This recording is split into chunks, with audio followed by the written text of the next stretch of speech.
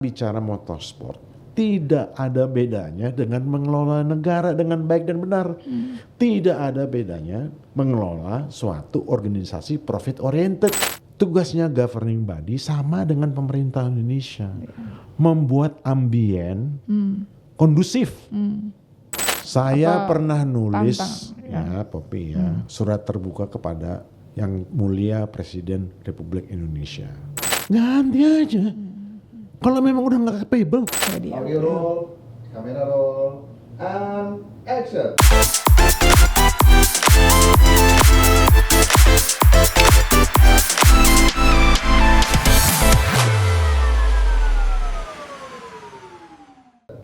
Obrigado, obrolan rileks gado-gado. Salam sehat Sobat Obrigado. Terima kasih sudah mampir ke podcast Obrigado. Saya Poppy Senduk. Kali ini kami akan membahas mengenai motorsport, dunia motorsport Indonesia, yang saya kira tentunya akan menjadi perbincangan menarik karena motorsport saat ini kan sedang booming kembali dengan kehadiran berbagai macam kejuaraan dunia di Indonesia. Oleh karena itu kami mengundang seseorang yang sangat istimewa, seorang legenda di dunia motorsport Indonesia dan juga di kancah luar negeri. Beliau adalah Indrajit Sarjono. Selamat datang Indrajit. Terima kasih atas waktunya sudah mau bergabung dengan kami, berbincang-bincang. Kami tahu sangat-sangat sibuk sekali dengan kegiatannya dan kami sangat beruntung bisa mendapatkan kesempatan ini. Sama-sama Poppy. Terima kasih cukup kepada krunya. Okay. Selamat pagi. Banyak sekali yang mau dibahas ini Pak. Silahkan Poppy. Saya mau mulai dari I think I have to introduce you first Sure. supaya semakin banyak orang yang mengenal Bapak. Silakan. Bapak lahir di mana? Saya lahir di Jakarta. Di Jakarta. Tanggal 17 Oktober 1960. Jadi sebenarnya baru aja ulang tahun. Saya mengharapkan ada cake di sini. Wah, selamat ulang tahun. Sehat sejahtera Pak. Terima kasih. Berarti masa kecilnya di Jakarta juga? Masa kecil saya di Jakarta, Singapura, kemudian ke Jepang. Terus berarti sekolah muter-muter tuh? Ya, sempat sekolah di Jepang waktu masih SD, terus kemudian kembali. Terus saya sampai SMA di Jakarta. Di mana SMA-nya? SMA Cikini. Cikini, oke. Ya, Percik. Percik, ya. Kemudian saya karena saya bandel, tanda petik. Oh, Bapak bandel ya? Bapak saya baru bandel. tahu. Karena saya sempat dikasih pilihan oleh ayah saya, kamu tuh mau jadi pembalap atau mau terus sekolah.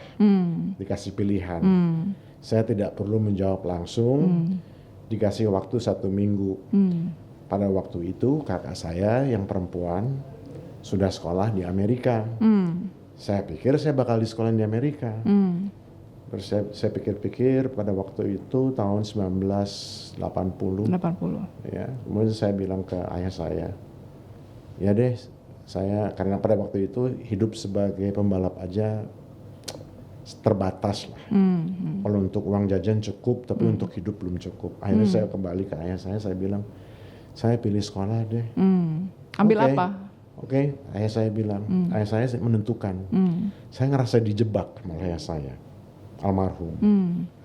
Ditentukan sekolah di Filipina, yang tadinya pikir bakal di Amerika, dan kemudian tidak dikasih mobil. Waduh. Kemudian ditaruh di temannya yang amat sangat strict.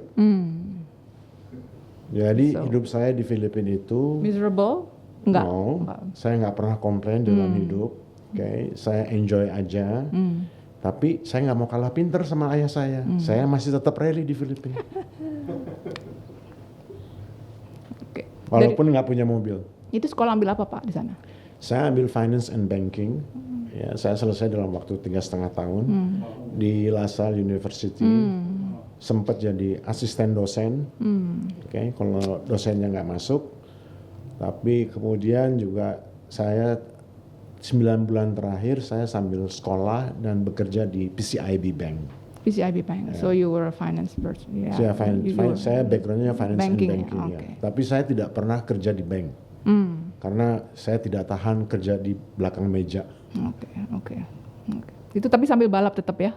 Saya sempat kompetisi di Filipina 2 kali. 2 kali. Iya. Itu Kejuaraan rally atau udah langsung rally? Rally. So right from the beginning, jadi Bapak memang Saya passionnya tuh di rally. passionnya sebenarnya di balap, Oke. Oke. Balap ini kita ngomongin aspal ya Pak? tarmac. Tarmac ya, bukan tarmac ya. aspal. Bukan off road ya? Bukan. Oke. Saya memang passionnya sebenarnya di balap, tapi di balap itu jauh lebih mahal dibandingin rally.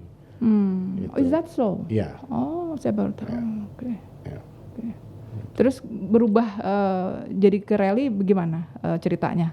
Berubah ke rally itu karena saya dulu tuh tinggal di kompleks angkatan laut di Jalan Pramuka. Sebelah saya, tetangga saya itu AM Suseto dan AM Susmono. Mereka berdua adalah pembalap dan pereli, right? Jadi karena kita tinggal di kompleks itu, kita punya geng lah istilahnya ya, namanya APEAL, Motorsport. Oh, oke. APEAL itu singkatan sebenarnya. Oh, oke. Anak Pensiunan Perwira Angkatan Laut. Oh, oke. Kita taunya kan Bapak tahun 70-an ya, itu udah mulai bangun tim itu ya, APEAL Motorsport itu ya. Ya, Oke. APEAL itu didirikan oleh AM Suseto, AM Susmono. Dari situlah saya terseret-seret. Oke. Jadi pergaulan di kompleks terseret-seret, nggak karuan. Jadi sebenarnya Bapak anak kolong juga ya? Saya anak kolong. Oke. Bapak saya tentara, tapi tentara yang di laut. Oke. Terus juga dari sana saya mulainya dari amat sangat basic, ya. Karena pada waktu itu sebagai klub APEL itu harus mencari dana kan, untuk menghidupkan klubnya. Iya. Kita menjadi timekeeper. Menjadi timekeeper pada waktu itu sirkuit hanya ada Ancol. Jadi kalau ada balapan di Ancol mulai tahun 74 kita dipanggil dan timekeeper. Timekeeper zaman dulu jangan seperti seperti zaman sekarang. Nggak kayak sekarang ya. Kita masih pakai stopwatch 2. Transponder segala macam nggak ada. Nggak ada. Jadi kita. Wow. Itu foto-fotonya ada saya lupa minta foto. Maaf saya belum masih dicari lagi. Jadi pakai stopwatch 2 gitu. Kalau mobilnya ada 20 apa 15 gitu, kita harus lebih banyak dari itu. Karena kalau kadang-kadang endurance kan pernah ada endurance 6 jam. Kalau kayak Lemang ya dibikin di mana, di Ancol? Di Ancol. Yang paling lama yang saya tahu 6 jam. 6 jam. Jadi kalau 6 jam itu kalau yang ikut balapnya 20 orang, kita nggak bisa 20 orang timekeepernya, pingsan semuanya. Kalau 6 jam. Ya kan? Karena bayangan aja sirkuit Ancol itu 3,8 km. Ya kan? Kalau katakanlah mereka 2 menit udah kembali, pencet terus itu pekerjaan yang kelihatannya kalau nggak mengerjakan sendiri gampang-gampang aja, tapi itu perlu fokus karena ada yang namanya overall, ada juga yang lap by lap. Jadi satu dipakai untuk lap by lap, satu lagi yang untuk total lap. Itu karena masih belum sophisticated. Baru masuk ke digital. Tahun berapa masuk digital kita nih di Indonesia? Itu kan Popi jangan tanya saya yang susah-susah ya. Oke. Saya mau ya. Tapi mungkin maaf ya, Popi ya. Oke. Jadi perjalanannya ternyata very itu ya. Ada fotonya nggak Pak?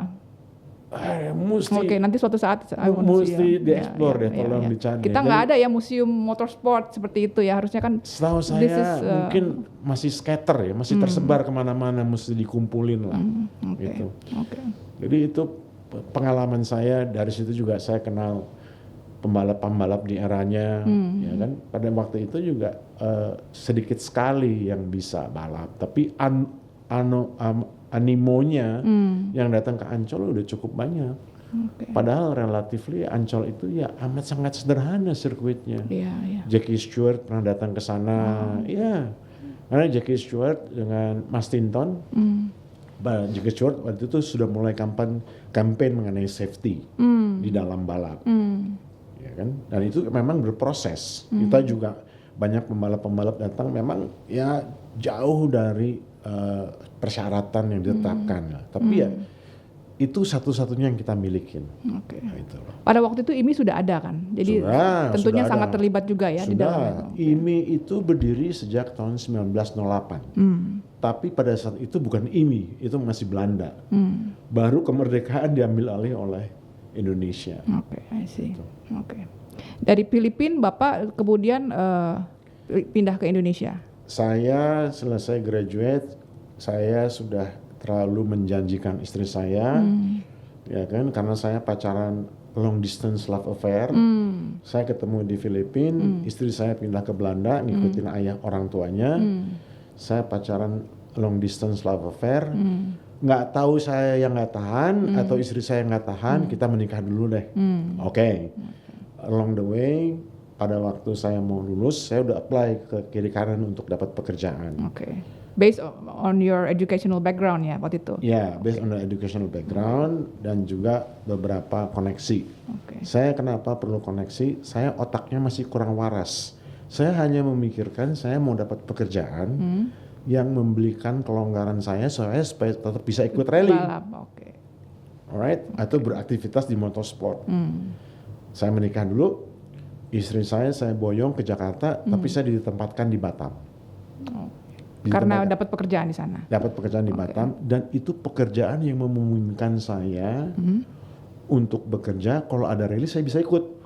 Oke. Karena pemiliknya Siapa, adalah almarhum Adiguna Sutowo dan Dali Sofari dan Mas Ponco. All the big names ya. Ya, bersama partnernya lain-lainnya. Nah, itu yang kadang-kadang antara mereka suka ribut dengan partnernya. Partnernya perlu keprofesionalan saya, tapi otak saya masih ke motorsport. Oke. Oke. So that's how you started it. No, startnya sebelum itu Sebelum sebenarnya. itu ya. Karena saya compete sendiri itu mulainya tahun 1976. Itu sudah mulai berkompetisi ya yang di Sudah Filipina. mulai berkompetisi. Jadi sebelum ke Filipina sebenarnya sudah. Sebelum ke Filipina saya sudah berkompetisi di Indonesia. Oke, oke. Saya sampai ke Filipina itu setengah diusir kan tadi saya bilang. Iya, Terus saya bilang bandel. Iya. Sampai pas saya tanya, kamu ini mau jadi apa? Kalau mau jadi pembalap, jadilah pembalap yang benar. Tapi saya nggak akan biayain lagi. Ya kan? Jadi saya dilema pada saat itu. But you were more sensible. Maksudnya pilih ya udah belajar dulu lah. Oke, saya nggak tahu apakah itu oke. sensibel atau enggak, tapi saya menghadapi kenyataan hidup. Oke. Masuk ke dalam World Rally Championship. Saya jelaskan dulu ke sobat ya. World Rally Championship itu kalau kita mau kelaskan itu setara dengan F1 dan MotoGP, betul Kak?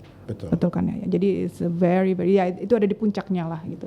Dan Indrajit Sarjono adalah salah satu legenda ya di WRC dari Indonesia gitu.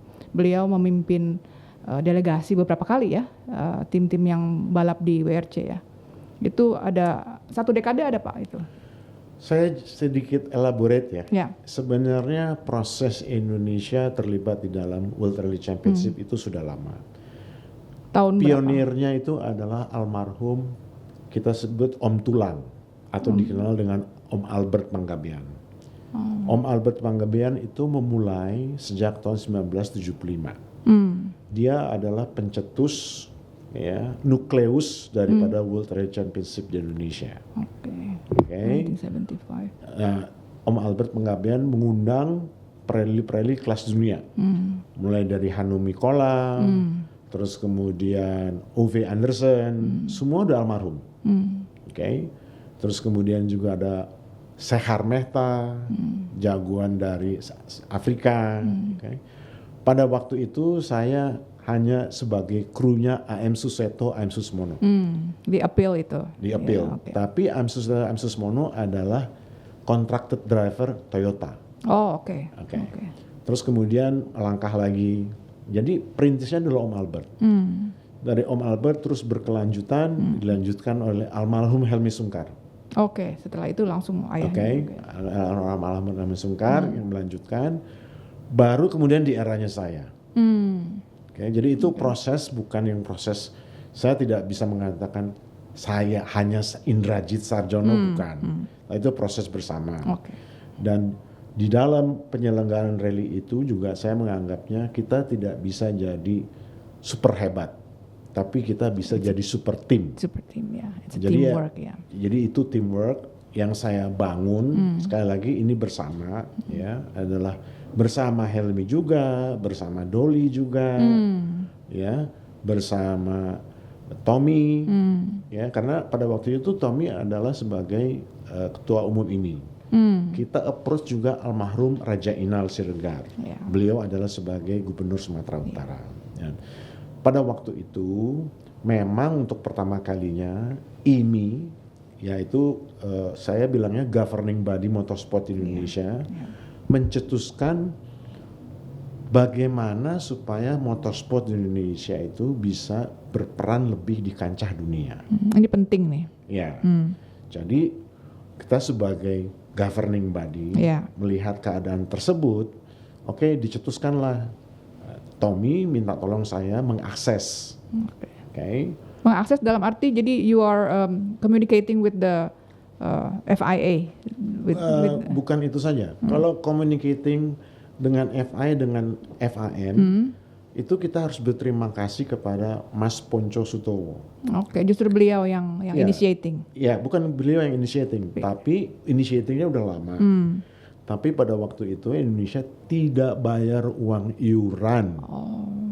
Jadi ada negosiasi ya, ada. Itu tahun 74. Tahun 74, jadi Mas Ponco lah yang membayar semuanya. Tapi IMI sudah menjadi member of FIA dan FIM kan? Sudah jadi member FIA, sudah FIM. Pada waktu itu belum terstruktur IMI-nya. Ada Posija, ada macam-macam lah. Oke. Jadi IMI itu tidak di-govern karena saya tidak menyalahkan siapa-siapa. Tapi memang kondisi demikian.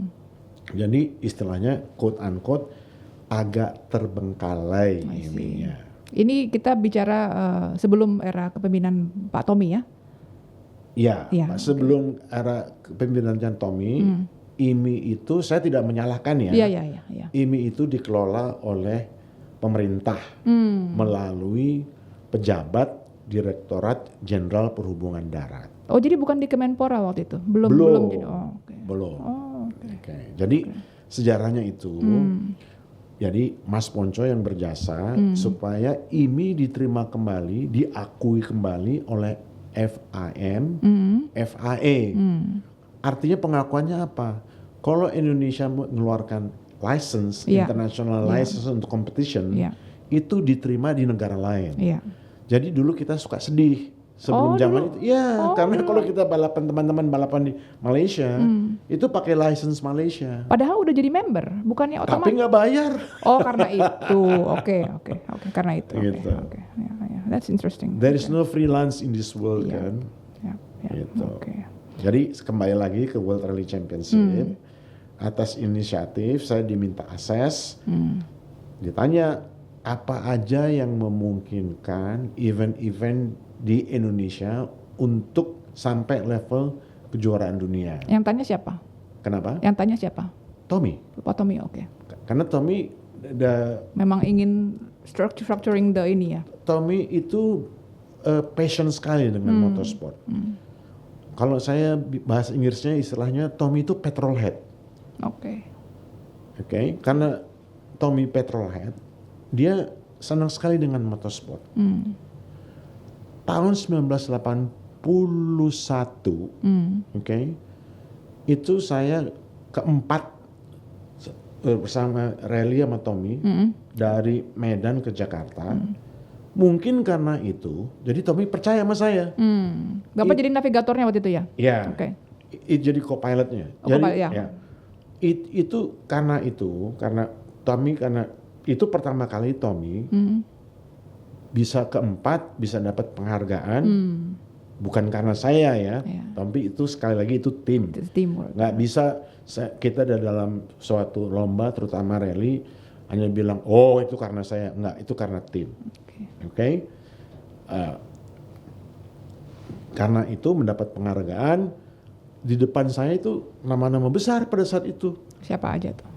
Beng Suswanto, terus kemudian Tinton ketiga, Beng Suswanto pertama, keduanya Lupa. Oke. Maaf. Oke. For all the big names lah ya kalau itu ya. Itu termasuk yang WRC yang pertama-tama itu ya? Itu bukan WRC, itu masih Asian Rally. Oke, Asian Rally. Ya. Jadi kembali ke situ, Tommy percaya kepada saya, makanya saya diminta jadi ketua 2 yang membawahi bidang olahraga dan teknik. Teknik, oke. Ya, dia diminta akses apa aja sih di Indonesia nih yang bisa jadi kejuaraan dunia. Saya akses lah pada waktu itu tahun 1991.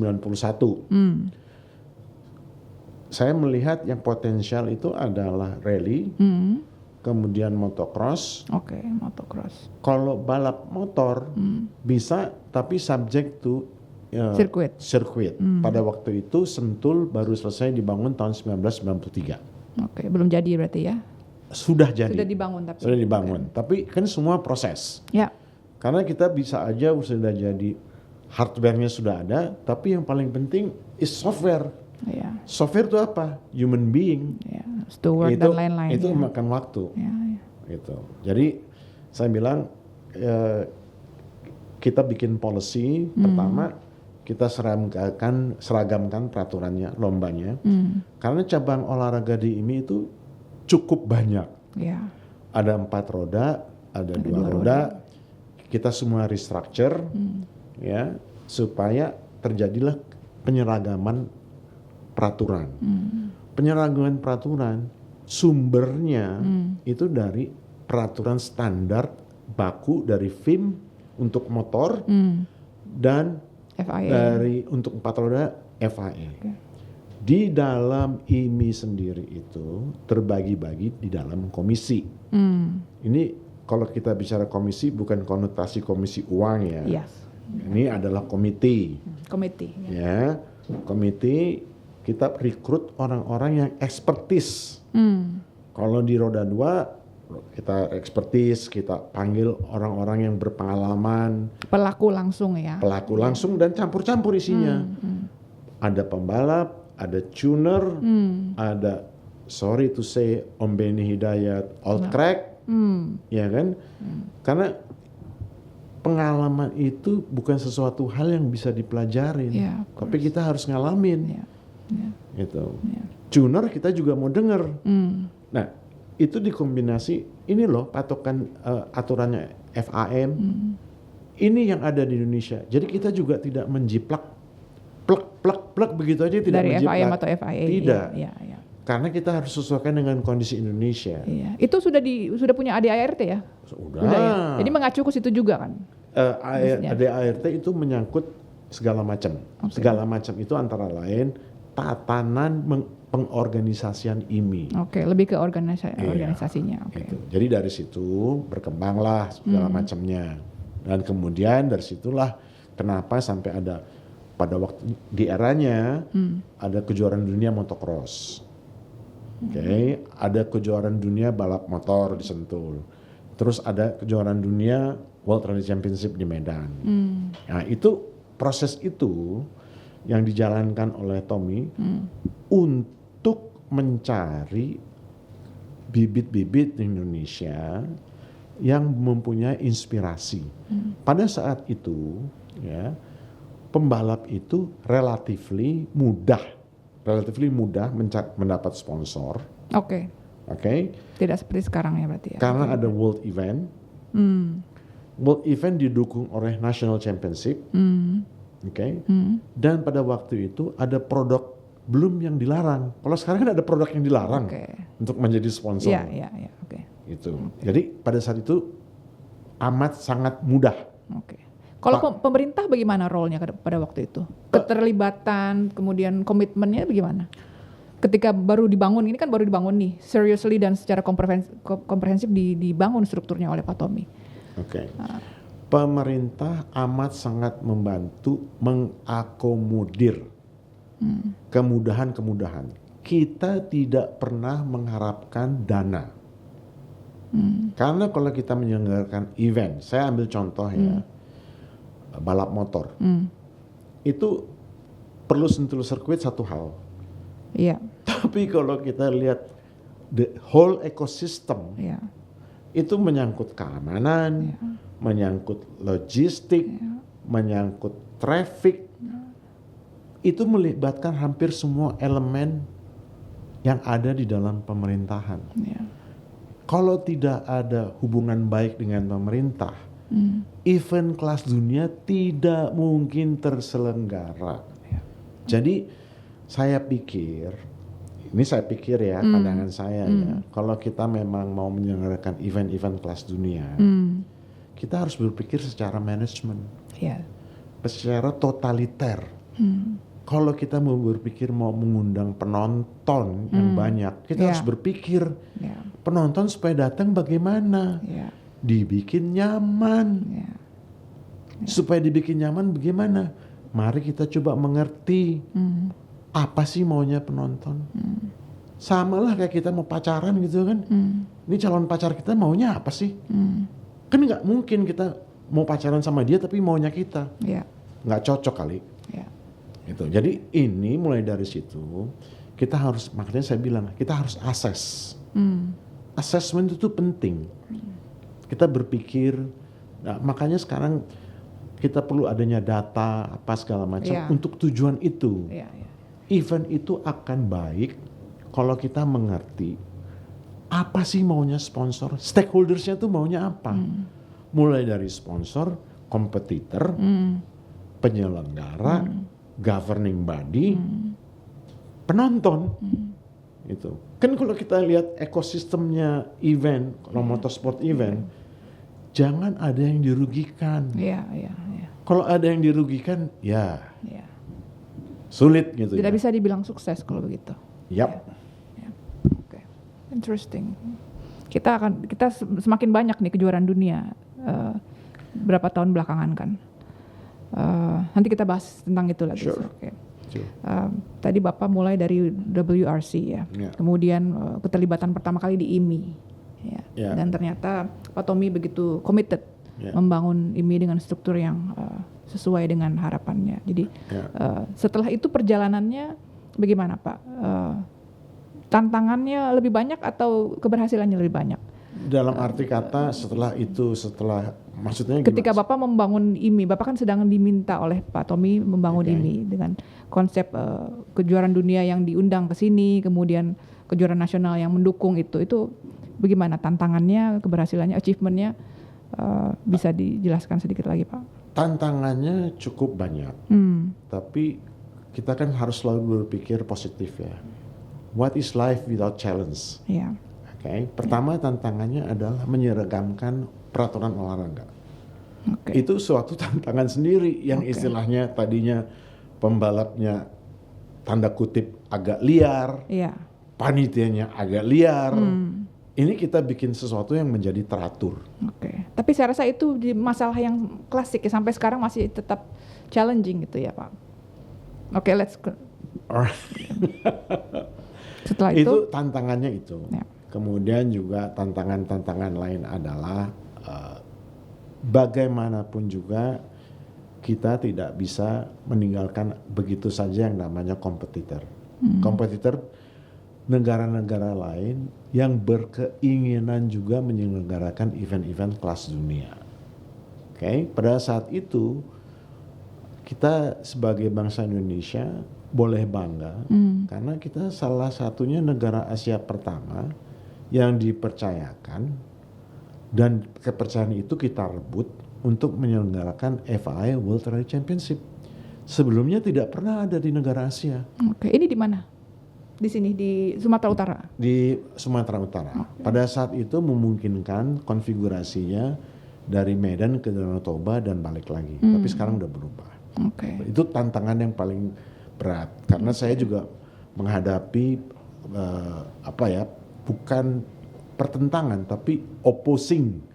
Ya biasalah di dalam suatu konstelasi organisasi ada yang pro, ada yang kontra. Apalagi FIA mempunyai member begitu banyak negara. Gitu. Jadi kalau secara simpel saya sebutkan ini sebenarnya terkait kepada kalender kan? Kalender bukan event, terhadap kalender saja. Lebih dari itu. Tapi bisa ngebayang nggak bahwa pada waktu World Rally Championship jumlah manpowernya pada hari hanya itu sampai 4.000 orang. I see. Itu mengorganizer 4.000 orang, Oh, sih. dan itu semua part-timer dan memenuhi standar FI, Ya. dan FI kirim observer setiap tahunnya. Itu memakan waktu, Poppy. Itu besar sekali, Pak. Iya. Dan ini kombinasi organizing committee dan race committee. Saya kurang begitu suka Oke. dengan istilah dikotomi organizing committee atau racing committee. Saya lebih suka bilang organizer aja. Oke, jadi disatukan aja sih. Ya, karena pada waktu itu saya bicara motocross. Motocross pada waktu itu yang baik menyelenggarakan adalah Asa Club Oke. dengan almarhum Pak Bambang Gunardi. Oh, oke. Ya. Ya, terus kemudian ada Dolina Indrana Sution, ada Farid Sungkar. Saya bilang, kita dorong aja deh. Kenapa sih, bagus kok. Hubungan mereka dengan FIM juga bagus kok. Bahkan saya mendorong Farid Sungkar. Ya, saya masih ingat namanya, ketua motocross commissionnya di FIM. Orang Austria, Zeb siapa? Farid Sungkar yang lebih tahu. Saya dorong supaya menjadi anggota komisi motocross di FIM. Demikian juga almarhum Bambang Gunardi. Saya yang dorong. Saya bicara sama Dennis Cloud. Dennis Cloud itu presidennya FIM Ketika itu. untuk road racing. Oke. CMS ya? CMS atau CCR ya? Kalau road racing CCR ya? Oke. Ya, pada waktu itu saya bilang, Claude, Indonesia mempunyai Sentul sirkuit. Itu sudah dihomologasi untuk balapan motor sampai kelas GP. Oke. Oke. Udah dapat tuh kalau itu? Untuk homologationnya Iya, udah dapat. sudah tahun 1993. Oke. Pada saat itu Sentul sirkuit juga sudah homologasi untuk F1. Really? Betul. Cuman hanya kurang CCTV. Oke. Pada saat itu ya, kalau kita bicara tahun 93 itu Iya. kan 30 tahun yang Iya, lalu. iya. Wow. Itu. Oke. Ya, Jadi secara desain memang dia ujungnya pada saat ke situ. itu memenuhi syarat. Desain teknis ya. Kalau kita bicara Sentul, kita bicara sirkuit, ada yang teknis, ada yang non teknis. Kalau track design masuk di teknis dong. Ya. Iya. Kalau track design sebenarnya gini, itu sudah oke. Cuman bukan ideal. Oke. Gitu. Tapi dapat homologasi anyway. Dapat homologasi. Iya. Dan terima kasih kepada John Cosmith, almarhum. Terima kasih juga kepada almarhum Mas Parto. Gitu. Dan kita juga jangan lupa, jangan pernah berhenti mengatakan terima kasih ke Mas Tinton. Iya. Dengan kelakuan gilanya ya kita harus appreciate gitu loh. Saya sambil minum ya, Poppy ya. Iya. Very interesting. Sobat, kita akan membahas lebih banyak lagi. Pak Indrajit ini Indrajit, please. ya, Poppy. oke. Indrajit ini sudah di IMI itu dari tahun 90 berapa tadi, Pak? Saya dari tahun 1991 Early 90s ya. ya sampai saya mengundurkan diri tahun 1998. Oke, karena kesibukan. Bukan, karena saya tidak cocok lagi dengan policy yang diterapkan Oke. pada tahun 1998. 98 ketuanya siapa waktu itu, Pak? Almarhum Bob Nasution. Oke, Om Bob. Next. Tadi setelah WRC, kemudian Bapak membangun IMI, Bapak memasukkan kejuaraan-kejuaraan dunia ke Indonesia. Berarti kalendernya semua sudah terbentuk dong, ya kan? Sudah di IMI sudah menjadi sistematis ya. Secara personal Bapak sendiri bagaimana? Sambil melakukan itu tetap balap? Kan WRC Saya pensiun itu dari rally tahun 1991. Karena saya mengalami accident di mana? latihan sama Tommy Di mana itu, Pak? di Rumpin. Pada waktu itu sebenarnya bukan saya yang harus duduk sama Tommy, karena saya sudah pensiun, sudah mau masuk ke IMI. Oke. Pensiunnya itu setengah pensiun, tapi gara-gara latihan tersebut totally Jadi pension. total pension. Accident, Very sorry to hear that. ya it's okay. Accident sebenarnya itu kesalahan saya sendiri. Kesalahan sendiri, walaupun sebenarnya praktis, ini message kepada teman-teman. Walaupun kita praktis, mencoba parts baru, itu yang namanya safety harness itu harus benar-benar ketat. Kalau kita punya 6 point, benar-benar harus nempel Di badan. di badan. Iya. Oke? Kenapa? Pada waktu itu kita nyoba parts baru, suspension, apa segala macam. Chief engineer-nya belum datang, ya maklum lah kalau Tommy gitu pada berebutan, jadi pinter, saya nggak tahu lah, main klak-klik, lap by lap, kemudian slide begitu, nyangkut, terpental karena ini saya nggak kenceng. Nggak kenceng. Ya namanya nasibnya co-pilot selalu yang tahu belakangan. Jadi cuma tiba-tiba udah rolling gitu. Pakai apa waktu itu? Pakai Mitsubishi Galant Galon. VR4. Karena Oke. pada waktu itu saya mau bawa tim ke New Zealand. Jadi latihan. Oke. Ya, terbalik ya Tommy-nya ya dia tahu mau ada accident ya dia siap-siap. Salah saya tidak kencang beltnya jadi bend nekuk badannya. Itu kena L4 sama L5 saya. Pada waktu itu saya juga masih sibuk sebagai eksekutif. Mungkin teman-teman ingat ya bahwa zaman itu malas sekali kan check it luggage. Jadi ada yang luggage yang di fold begitu. Jadi saya tetap ngangkat koper supaya nggak usah check in. Saya banyak tugas keluar keliling gitu. Dan gara-gara itu saya harus tidak boleh lagi sama dokter sampai saya dioperasi di Singapura. Gitu. Itu saya berhenti. Oke, itu jadi berarti early 90s ya Pak ya. Jadi Bapak terakhir 1992 saya totally berhenti. total berhenti. Ya. Nggak pernah lagi sama sekali nyoba-nyoba pun.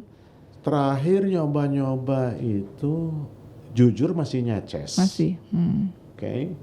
Terakhir saya masih tahun 2012. 2012. Ya, ikut sprint sama Subhan Aksa.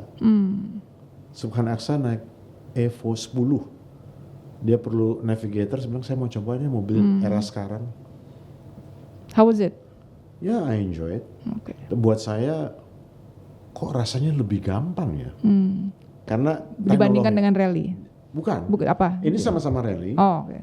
Cuman akibat dari modernisasi teknologi, mulai dari sectoring diferensial, semua control by chips, by issue, jadi lebih gampang nyupirnya menurut saya.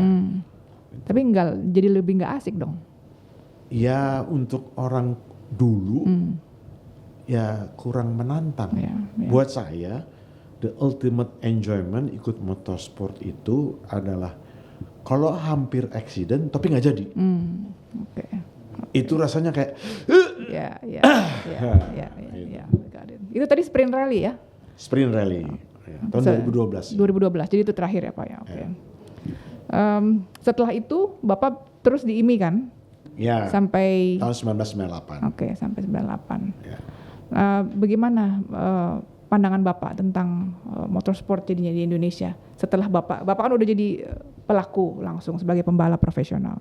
Kemudian Bapak terjun di governing body-nya, organisasi. Kedepannya itu, have you ever memikirkan gitu dunia motorsport Indonesia akan seperti apa? Yang terjadi sekarang ini maksudnya apakah sudah pernah Bapak bayangkan? Oke, saya mundur sedikit ya. Pada waktu saya mengundurkan diri, itu saya masih duduk di FIA sebagai member of FIA Rally Commission.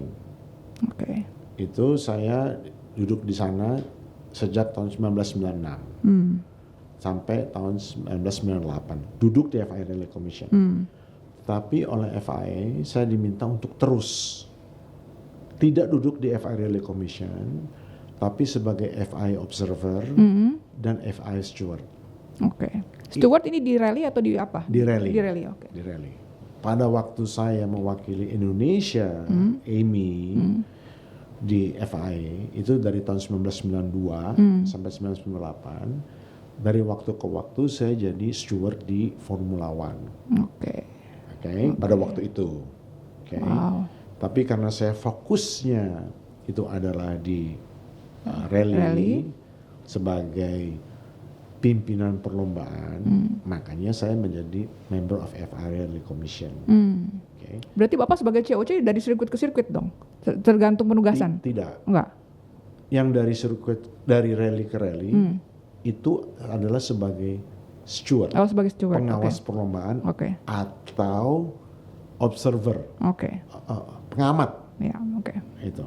Ya, balik lagi tadi bagaimana IMI setelah saya segala macam. Saya mengundurkan diri tahun 1998 karena saya tidak setuju, berbeda pendapat dengan polisinya IMI. Oke. Oke, saya pada waktu itu masih sebagai presiden olahraga dan teknis. Kita melihat structure bagaimana supaya olahraga kendaraan bermotor berkembang di Indonesia itu berpaling ujung-ujungnya kita harus mempunyai solid national championship, Ya, kejurnas. kejuaraan nasional. Apa kita bilang kejuaraan itu solid? Kalau kita bicara motor, oke, harus mempunyai track yang menantang. Oke. Kalau saya istilahnya jangan stop and go. Kalau cuma lurus, belok, lurus, belok, lurus, belok, Oke. akan amat sangat sulit untuk pembalap-pembalap Indonesia begitu mendapat long corner, medium corner yang mempunyai kecepatan tinggi dari tracknya dulu. Jadi skillnya yang nggak ke ini ya? Ya, oke. dari tracknya dulu, kemudian penyelenggaraannya itu harus fair and square, jangan ada favoritism. Race organization berarti kan? Race organization, Oke. penyelenggaraannya. Kalau kita bicara penyelenggaraannya, manusianya. Ini kita ngomongin promotor dan IMI-nya juga? Secara keseluruhan. Oke, secara keseluruhan. Oke. Tadi kan pertanyaannya bagaimana melihat Ya. olahraga motor sport Ya. di Indonesia. Oke. Oke. Kita harus melihat secara totaliter, tidak bisa separatis. Kita lihat lagi pesertanya, kita lihat lagi safety equipment-nya. Jadi kalau saya bicara satu disiplin aja dulu ya, balap motor. Itu dari A sampai Z itu banyak. Yang saya suka ngenes, orang Indonesia tuh terlalu banyak toleransi. Ya. Ya, Padahal ini menyangkut safety ya, kita bicara safety. nyawa ya. Iya, kita bicara safety. Saya itu berkali-kali sampai cerewet pada di eranya saya. Jangan tawar-menawar. Iya, kita berpikirnya jangan, toh nggak kejadian. Kalau kejadian gimana? Ya. Ini contoh. Istilahnya pada saat itu balapan pasar senggol. Terkenal itu balapan pasar senggol. Iya. Safety-nya itu cuma ban ditumpuk-tumpuk. Masya Allah. Terus masih tawar-menawar mengenai safety equipment. Safety equipment untuk kepentingannya dia sendiri. Oke. Makanya kenapa FIM itu ada standar untuk helmet, Ya. untuk bajunya, harus tahan api berapa lama. Iya. Itu tujuannya adalah supaya terselenggara kompetisi yang baik, sehingga membentuk rider yang baik, sehingga bisa compete di tempat lain yang sama. Iya. Dari situ, tadi saya bilang kita harus melihat secara komprehensif. Iya. IMI sekarang ini sudah melakukan banyak hal. Ada training, ada license, ada apa segala macam. Tapi harus diperketat enforcement-nya. Ketika pelaksanaan ya. Betul. Biasanya disitulah. Iya. Gitu Jadi kalau kirim observer, jangan observer yang kasihan lah. Tadi jangan toleransi. Di hal-hal tertentu kita bisa toleransi. Makanya kenapa kita perlu orang-orang yang berkualitas. Steward, observer, maupun pimpinan perlombaan. Itu kan berpaling kepada sikap kita. Iya. Sikap kita, pengetahuan kita. Kadang-kadang, maaf ya, ada orang berpengetahuan. Maaf, saya nggak mengenyek dosen, tapi dosen kan bukan berpraktek. Ya. Ya. Jadi kalau kita sebagai penyelenggara harus ada pengetahuan mengenai disiplin tersebut dan bisa mempraktekannya dan mempunyai sikap jangan kompromi. Disiplin ya. Disiplin. Ya. Jadi kalau kita bicara motorsport mau maju, sama kok. Negara mau maju perlunya apa sih? Disiplin, pendidikan, karakter, sama kok. Itu berlaku ke semua. Penegakan hukum ya. Kalau di sini ya. Ya itu penegakan hukum semua sama kok. Ya. Sama. Oke. Saya rasa reward and punishment harus juga dilakukan. Nah ini yang harus secara konsisten. Apa yang sudah dilakukan oleh pendahulu-pendahulu kita, yang baik diteruskan, yang kurang disempurnakan. ya.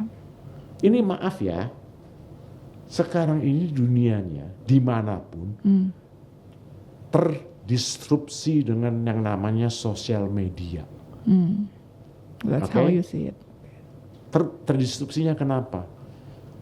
Ini ada pepatah yang saya suka senyum sendiri.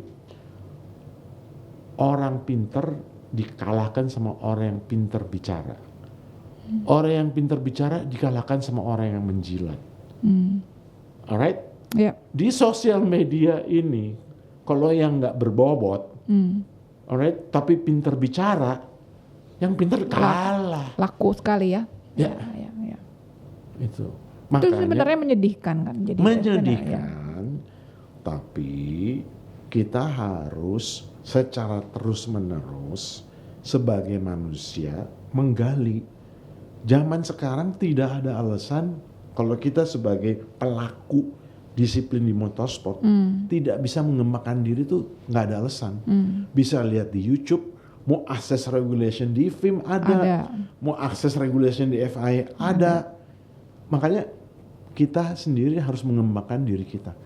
Saya tidak advertise diri saya sendiri, Poppy. Saya tidak istimewa. Oke?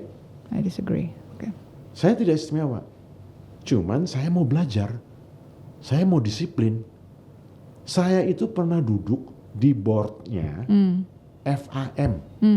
Di boardnya Superbike.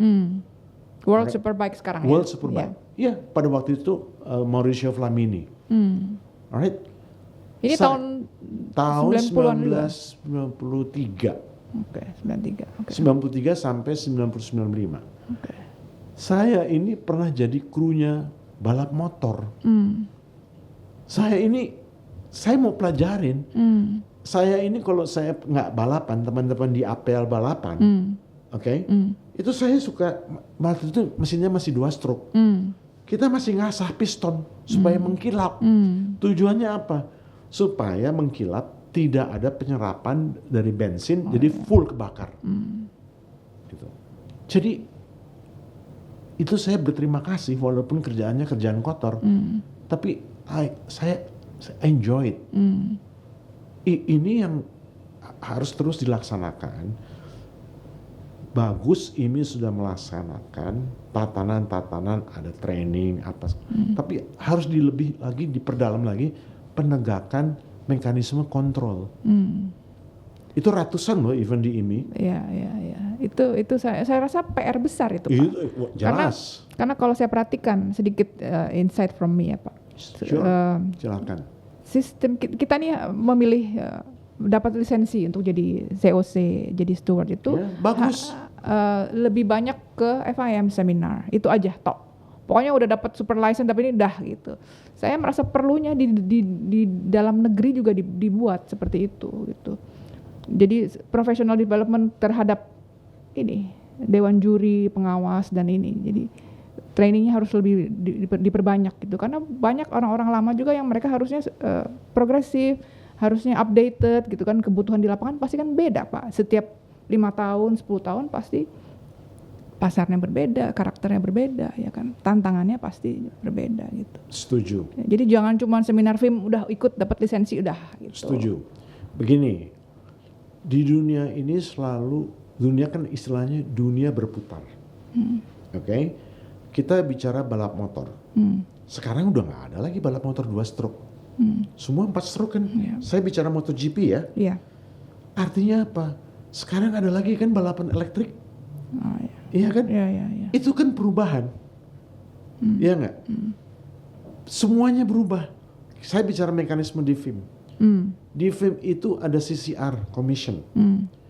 Itu menggodok perkembangan zaman, orang-orang yang berkualitas memikirkan peraturan berubah. Kalau peraturan berubah, IMI berkiblat kepada FIM. Komisinya juga harus memikirkan perubahan-perubahan apa yang harus dilakukan. Organisasi itu amat sangat dinamis. Kita bicara, saya tarik sedikit ya, saya agak mencang sedikit ya. Silakan Pak. Saya bicara Napoleon Bonaparte. Champs-Élysées itu dibangun sejak zamannya Napoleon Bonaparte. Itu udah 200 tahun yang lalu. Sekarang masih lebar dan masih applicable.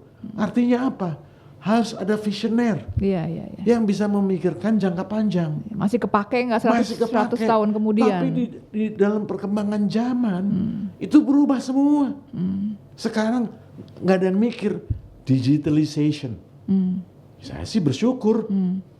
Sekarang kemana-mana bawa iPad, I can have a meeting, ada iCloud, make my life easier. Yes. Yeah. Jadi ini selalu berubah. Kita harus ngikutin. Zaman dulu mana ada podcast? Iya. Who knows in the next 5 years berubah lagi total semuanya. Nggak tahu. Iya. Barangkali nanti kita begini. Halo Poppy. Iya. Jadi saya setuju sekali Poppy bahwa setiap tahun karena perkembangan zaman, IMI-nya harus update, oke? Manusianya harus update, peraturannya harus update. Iya. Kalau kita diem, ketinggalan kereta. Iya. Dan kesian pembalapnya ketika mereka mau terjun ke dunia internasional, mereka nggak updated, mereka nggak Setuju. compatible untuk.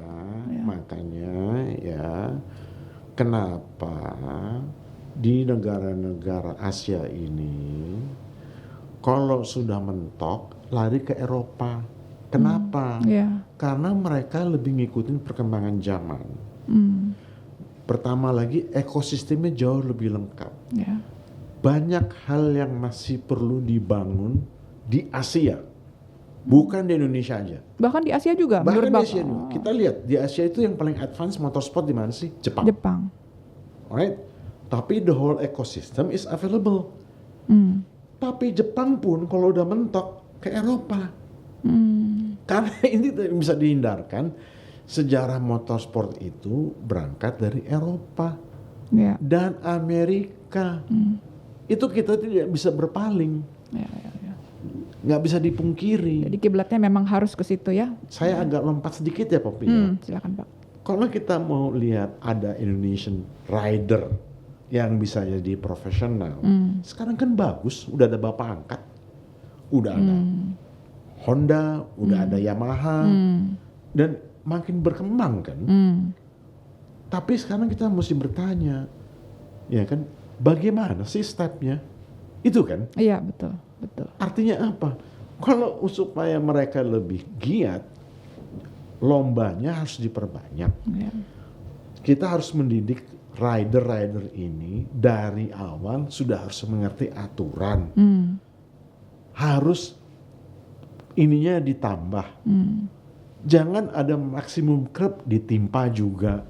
Sayang, udah dapet itu gara-gara itu. Jadi tuntutannya memang banyak kalau kita mau jadi profesional. Gitu. Oke. Maaf ya, mencok sedikit ya. No. Ini semua memang harus dibahas ya.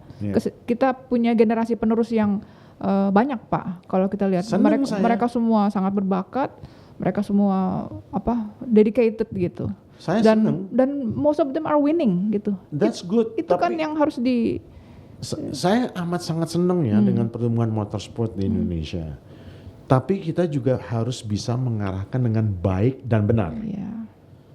Ya, dengan baik dan benar itu mulai dari ujung tombaknya kalau kita bicara kan tidak terlepas dari klub. Pembinaan dari klub. Kalau pembinaan dari klub itu kita bicara pengurus klubnya kan. Itu kan akhirnya ujung-ujungnya istilahnya brand power Ya. and karakter. Ya. Ada nggak mau nurturing? Ya.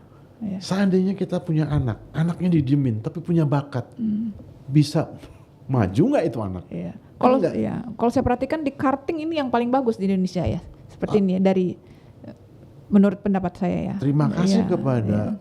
orang-orang yang mau mendorong di karting. Hmm. Ada structure yang relatif tertata dengan baik. Hmm. Ada e-shop, Hmm. ya. Ya, ya. Ada sasis, interpret. Hmm. Terus ada mulai dari mini rock, junior rock, kayak berjenjang senior rock. Hmm.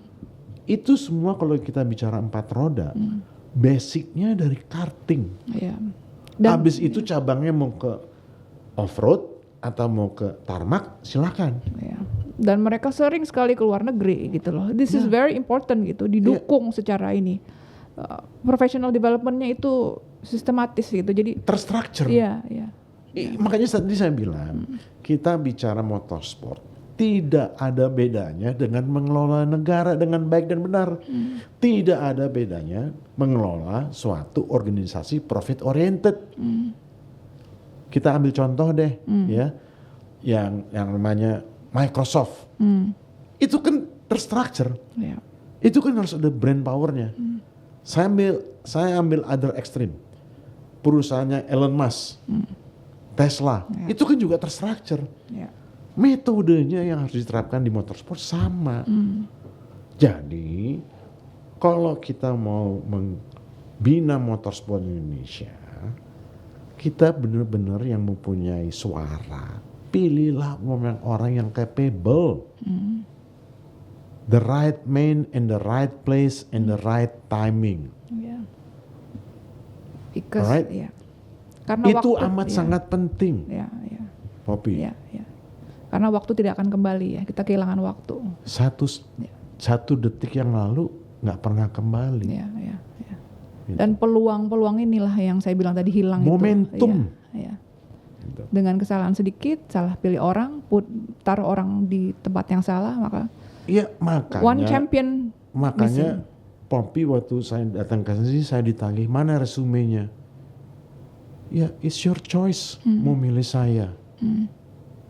Saya nggak bilang saya paling hebat, enggak. This is my resume. Saya eligible nggak, kompeten nggak untuk menjelaskan motorsport.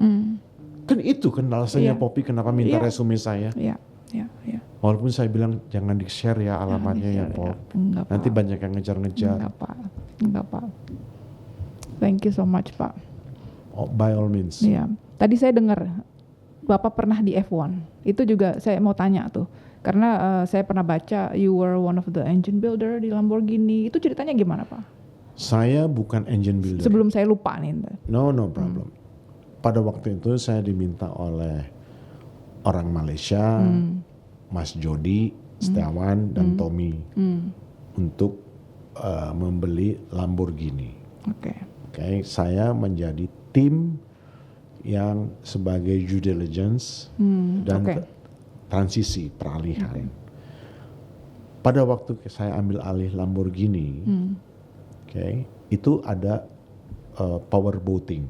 Oke. Power boatingnya kita lease engine. Kita juga buat F1 engine. Itu lease. Oke, apa lease? Menyewa-nyewakan Iya, engine. Iya. Terus kita bikin mobil. Lamborghini Cars.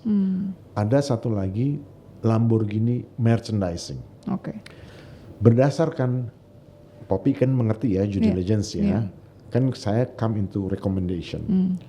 Recommendationnya itu adalah Lamborghini Engineering. Pada saat itu Formula One engine sudah memasuki era pneumatic valve Oke. yang bisa memungkinkan revnya sampai 19.000. Poppy bisa ngebayang nggak kalau pakai 19.000. camshaft? Wow. Kalau pakai camshaft patah camshaftnya, Iya, makanya pakai pneumatic itu pakai angin. Alright, nah kita sudah menemukan teknologi itu. Okay. Lamborghini yang Lamborghini duluan. Engineering. Oke. Ini makanya tadi saya bilang ada 4. Lamborghini Engineering pabriknya di Modena. Oke. Okay. Kita produce engine, kita sewa-sewakan. Ferrari juga di sana ya, di Modena juga kalau nggak salah. Yes. Oke. Siapa ya? Itu apa ya? Iya, I'm sorry. Oke. Alright. Kita menyewa-nyewakan mesin kepada tim-tim F1. Oke. Poppy, believe me, the F1 world is something else. Yeah. I would like to know more. It's another world. Iya. Ini zamannya Bernie kan? Saya teman baik Bernie. Oh. My relationship with Bernie is love and hate, love and hate, love, hate, hate. Oke. Sama Carmel Espeleta juga saya dengar Bapak dekat ya? Ya, karena pada waktu saya di Superbike, kita ada pembicaraan pada waktu itu MotoGP dimiliki oleh Bank Santander. Di Spanyol ya? Di Spanyol. Santander Bank. Ya, Carmelo Espeleta kan juga orang Spanyol. Pada waktu itu mau di spin off mau dijual oleh Bank Santander. Nah, terus saya dengar belakangan dealnya nggak jadi. Waktu itu kita udah ketemu di Madrid. Saya udah bawa lawyernya apa segala macam. But the deal is off. Oke. Gitu. Mereka sudah punya MotoGP, sudah pegang MotoGP waktu itu. Oke. Saya pegang Superbike bersama Mauricio Flamini, Carmelo Espeleta di backup dengan Bank Santander punya MotoGP. Oh, belum punya mereka berarti ya waktu itu ya? Belum punya Carmelo. Oke. Belakangan saya tahu Carmelo Espeleta itu menggunakan management acquisition. Oh, Jadi waktu itu Carmelo Espeleta bekerja sebagai profesional. I see. Okay. Pada waktu itu kita sudah ada pemikiran untuk merge Superbike sama dan MotoGP. Tapi baru kejadian baru belakangan ini. I see. Oke. Sorry lompat-lompat nih Pak. No problem. Back to F1 sekarang. Sure. Lamborghini Engineering. Jadi pada waktu itu saya bikin assessment, saya kasih rekomendasi kepada shareholder saya, ya. Ini F1 Engineering or F1 Engine Builder, Oke. itu bisa survive kalau dapat 2 klien. Oke. Minimal 2 klien. Minimal 2 klien. Kalau nggak mendapat 2 klien, perusahaannya bengek. Ya. Karena kita punya employee 300 orang. Oke. Saya sedikit bicara touch mengenai F1 engine. Oke. Itu proses QC-nya itu beyond belief. Yeah, I'm sure. Yeah. Oke. Sama kayak pesawat lah. Yes. Iya kan? And seringkali lebih rumit. Lebih rumit malah. Ya. Alright. Karena ini menyangkut nyawa manusia, menyangkut sponsor, menyangkut banyak hal. Alright. Satu komponen ditesnya bukan 100 kali, beribu-ribu kali. Mulai dari suppliernya sampai masuk kita, sampai di bench kita. Itu beribu-ribu kali. Alright. Oke. Kadang-kadang kita mau ngetes sampai breaking point-nya. Ya. Supaya kita tahu what is the limit. Itu sebagai contoh. Iya. Kenapa sampai ada 300 orang? Di QC doang itu? Enggak, itu total. Oh, total. Oke. Tapi saya bicara QC-nya doang. Iya. Oke. Nah, kenapa Formula One engine itu mahal? Tadi bayangin ya, beribu-ribu satu komponen. Iya. Mobil itu ada puluhan ribu komponen. Oke. Jadi sebenarnya teknologi yang ada di F1 itu juga akan ketemu di mobil biasa. Cuman di F1 itu dipercepat semuanya. Diakselerasi istilahnya nearly at any cost. Makanya mahal. Ya. Itu. Ya. Nah, mulai dari situ. Ya, ada gambarannya sekarang jadi. Okay. Jadi saya bilang kalau tidak 2 customer, unfortunately kita harus liquidate. Karena kalau enggak uangnya shareholders kebakaran. Iya. Alright, padahal ini baru diakuisisi ini. Alright. Oke lah, saya mulai jualan. Pada waktu itu kita udah punya langganan yang namanya Larus. Kalau teman-teman masih ingat tim Larus yang punya pembalap Agura Suzuki. Oke. Tolong dicek aja nanti. Iya. Okay? Terus kita juga punya klien Arrows. Oke. Terus juga kita ada beberapa klien. Pada saat itu McLaren juga lagi cari engine. Datanglah kita presentasi apa segala macam. But the deal is off. Demikian juga kepada Arrow, the deal is off. Okay? Ya, for one way or another reason, saya nggak bisa cerita detail walaupun itu history. But in the short conclusion, that world to me is a crazy world, Poppy. F1 is a crazy world. Okay. At the time, saya beruntung bahwa Bernie is in control. At that time ya, sekarang mungkin udah beda ya.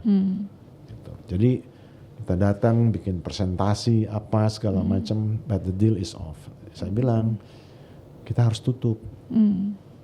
Okay? Jadi Poppy ngebayang nggak baru dibeli langsung kita harus tutup. Saya jadi orang yang kurang populer. Tapi saya harus face the reality. Gitu. Ada, bisa, cuman satu yang mau. Siapa? Oke. Larus. Oke. Tapi jangan tanya bayarnya kumaha. Kalau orang Sunda bilang bayarnya kumaha engkewe. Waduh. Okay. That is kayak ini term orang bayar Indonesia, DKI dibayar kalau ingat. Oh my God. Tapi diambil nggak akhirnya? No. Nggak. No. Okay. Kalau nggak double trouble buat kita. So no deal jadinya ya? No deal.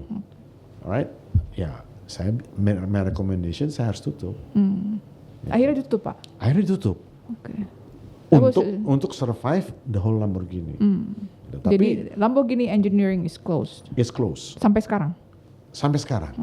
Tapi saya dengar mereka ada niat untuk kembali ke F1. Makanya mereka ke WEC dulu Lamborghini-nya. Oke. Akhirnya lahirnya ke elektrik juga ya? Iya. Apa listrik juga ya? Ya, Okay. Lamborghini sudah ke sana. Ya. Di F1 itu saya pernah bantu Rio Pak. Oke. Saya waktu itu ditunjuk untuk assist Pierce Hanisset manajernya. Oke. Karena kita semua tahu Rio perlu dana ya. Oke. Untuk terus duduk di F1, and that was a heartbreaking assignment for me, gitu, karena ujungnya kita tahu semua bahwa Rio harus hengkang dari F1. Saya ingin tanya ke seorang Indrajit Sarjono, will we have another F1 driver? Gini ya Poppy ya, the way I see it ya, to reach Formula One, blood, tears, and sweat. Kenapa saya bilang begitu? Saya ambil contoh lah ya, the legend, Ayrton Senna. Iya. Oke? Ayrton Senna itu anaknya orang punya uang. Iya. Di Brazil. Dikirim ke Eropa kan dia? Dia punya track card sendiri. Oke? Dikirimlah ke Inggris. Oke? Ikutin kejuaraan karting Inggris. Terus kemudian ke Formula single seater. Pada waktu mulai Ayrton Senna itu bayar keluar uang. Alright? Tapi dari dirinya determine apa? Punya ketangguhan. Saya harus bertekad ya. Saya harus menjadi juara dunia. Tidak ada lain pikirannya. Saya pernah ketemu Ayrton Senna pada waktu saya di Formula One. Pada waktu itu beliau masih sama McLaren. Dengan bosnya adalah Ron Dennis dan Mansur Ojeh. Ayrton Senna itu pinter, walaupun dia nggak sekolah university. Kenapa saya bilang pinter? Kalau negosiasi itu fokus. Artinya apa? Itu merefleksikan dirinya orang yang amat sangat fokus dalam hidupnya. Oh, ini pesan baik buat pembalap-pembalap Indonesia nih, yang sedang membangun karir nih. Artinya apa? Di dalam hidupnya tekadnya bukan 100% Poppy, 1000%. Boleh bapaknya kaya, tapi kalau kita compete di ekosistem yang kayak di Eropa, lo mau kaya, lo mau bawa duit, sorry kalau nggak jago, you cannot. Oke? Iya. Artinya apa? Tekad dulu. Ini saya ambil contoh. Ocon yang sekarang. Itu orang tuanya sampai jual rumah, Poppy. Ya. Saya ambil contoh lagi. Casey Stoner. Itu pindah dari Australia ke Inggris, tinggal di motorhome keluarganya. Iya. Jadi kalau mau jadi pembalap, jangan tanggung-tanggung. Ya. Cuma ngabisin duit doang kalau nggak ya kan? Iya. Ya. Kalau tekad, saya mau jadi rider seperti Mark Marquez. Fokus, pelajarin, perdalam, harus memintarkan dirinya. Karena driver itu macam-macam. Ada development driver, ada fast driver, ada memang yang driver. Dari lahirnya udah. Saya ambil contoh lagi ya, Rubin Barrichello. Rubin Barrichello itu datang dari Brazil. Dia datang ke Inggris bawa 7-Up. Oke? Zup. 7-Up. Kalau orang-orang bilangnya Zup. 7-Up. Sponsorin Barrichello. Lama-lama Barrichello-nya jago. Instead of dia bayar tim, dia dibayar tim Barrichello-nya. That's another way to. Ya, banyak jalan menuju Roma. Ya. Tapi kebulatan tekad itu harus ada. Pembalap-pembalap nasional nih. Kebulatan tekad harus ada. Don't be a loser attitude. Mindsetnya harus winning. Harus fokus. Champion, ya. Fokus dulu. Oke. Fokus, determination. Itu mindsetnya itu yang nggak gampang. Sekarang banyak kok fasilitas assessment. Di-assess aja. Mumpung masih muda, 12 tahun, 14 tahun, di-assess aja. Kan ada standar, ada parameter. Kalau mau jadi motor rider kelasnya Mark Marquez, profilnya perlu apa sih? Kan di dalam bisnis juga ada profiling. Kan ada ngetes IQ. Kan ada ngetes reaction. Itu kan semua diperlukan untuk pembalap. Jadi jangan mereka makannya kentang sih, saya makannya nasi sih. Jangan begitu. You have to have a mentality as a winner. Buang mentality itu ya. Buang. Oh, saya kurang tinggi, so what? Kita bisa kok. Saya menyaksikan itu, kita bisa kok. Sure, buktinya nih sekarang ada yang bisa ngalahin pembalap Jepang kok, motor riders kita. Tapi kan semua elemen tuh harus ada. Ya, that's exactly Pak. Saya rasa pemerintah, termasuk juga IMI ya. Please. The whole ecosystem. Please. Kita jangan pinpoint satu. Ini tanggung jawab bersama. Ayo duduk sama-sama. Oke, bukan tujuan untuk mau menang-menangan. Saya paling pintar, saya paling ngerti. Semua makanya saya bilang ada take and give-nya. Selama kita setuju kepada objektifnya, oke, jangan our ego dikedepankan. Kayaknya kesamaan objektif tuh harus diduluin deh. Are we going to the same direction or not gitu? Kan bisa di list down. Kan bisa di list down. Kayak saya sebelum datang ke sini, ke podcast ini, kan Poppy brief saya. Iya kan? Poppy juga kasih saya kan list of question. Oh oke, Poppy. Alright, saya tanya kan objektifnya apa. It can be that simple sebenarnya ya Pak ya. Cuman ketika harus. Problemnya ya dengan segala hormat, kita nih sering distorted dengan our ego. Kalau udah bicara saya, waduh. Karena saya bilang tadi dari awal pembicaraan, saya bilang bukan saya, kita bersama-sama. Belajar. Pada waktu saya bangun motorsport Indonesia, bukan Indrajit, bersama-sama almarhum Bambang Gunardi, bersama-sama almarhum Albert, bersama-sama almarhum Henry Sungkar, bersama-sama semua. Tapi kita jangan fokus, itu begitu sih, itu sih. Kalau kita begitu nggak ada habis-habisnya. Ya maksud saya tadi semuanya putting in the right amount of effort yang memang harus mereka itu. Mari kita collect energi positif untuk kesamaan objektif.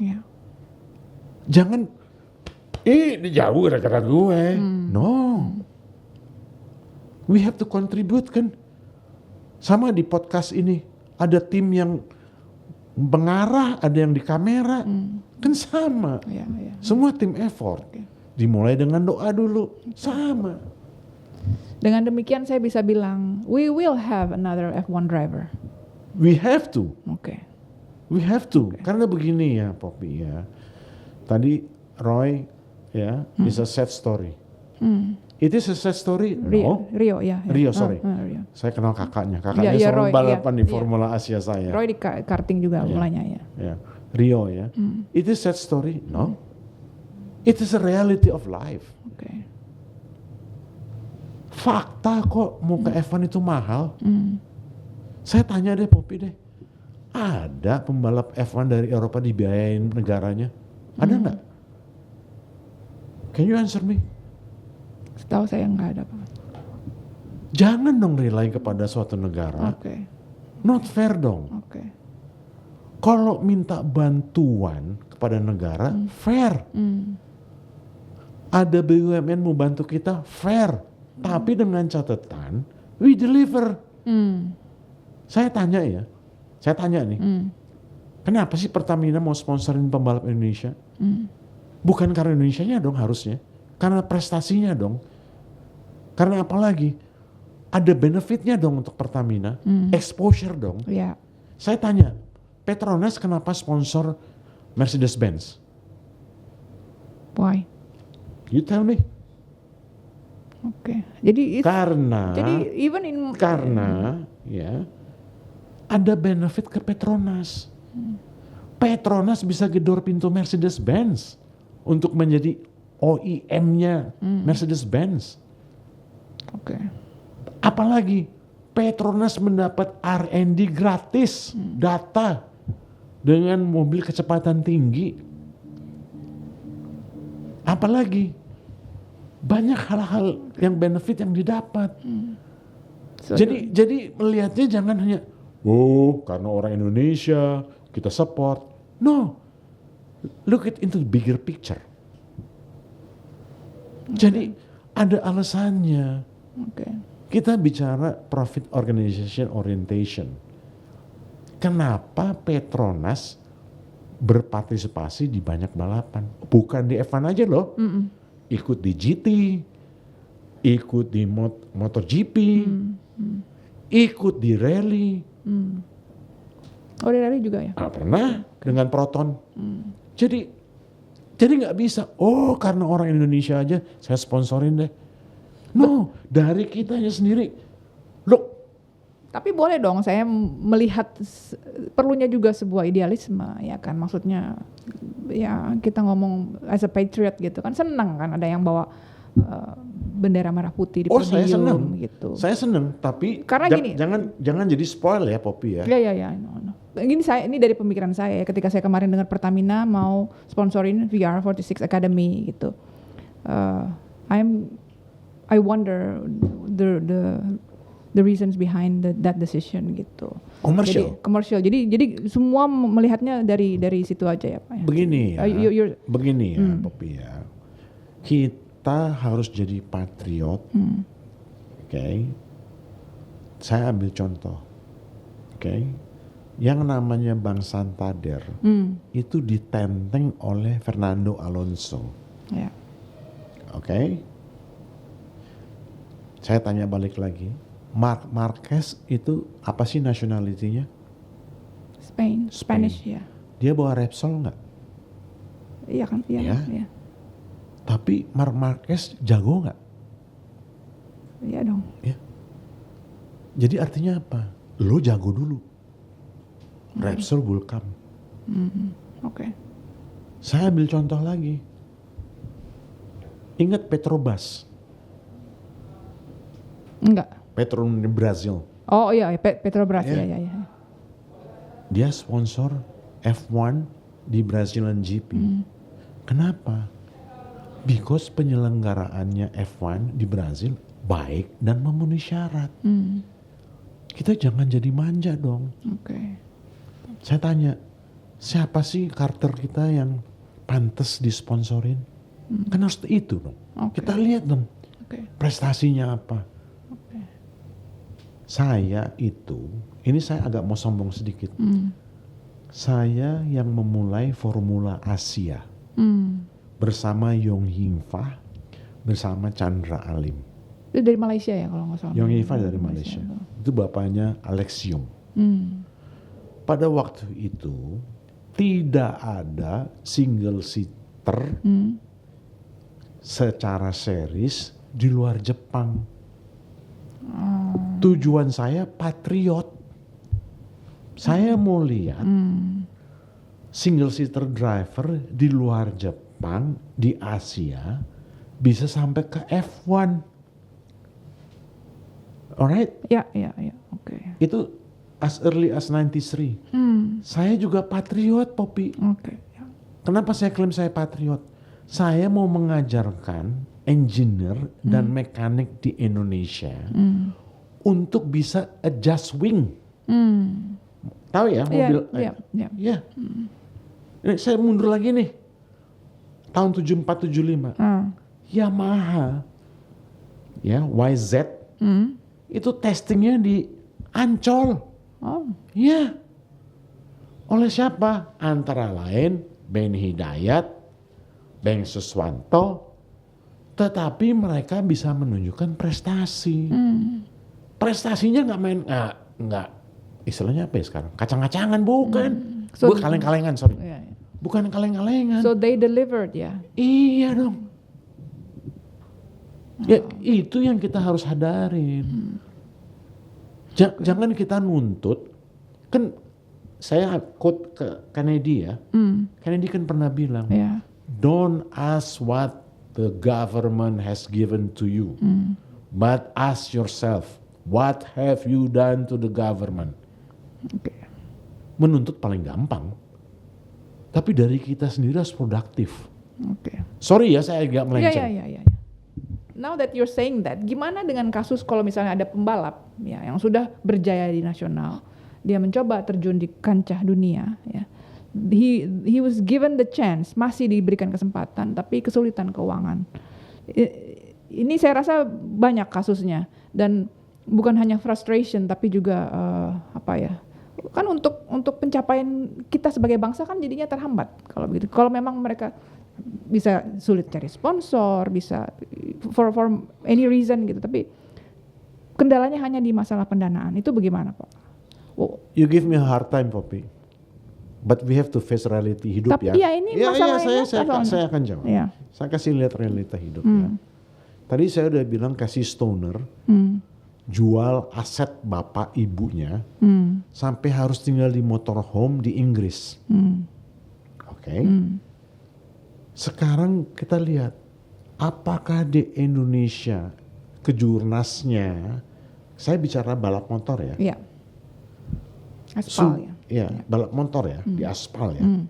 Sudah kompatibel dengan yang ada di Itali atau di Spanyol atau di Jepang yang level of perlombaannya begitu tinggi. Belum.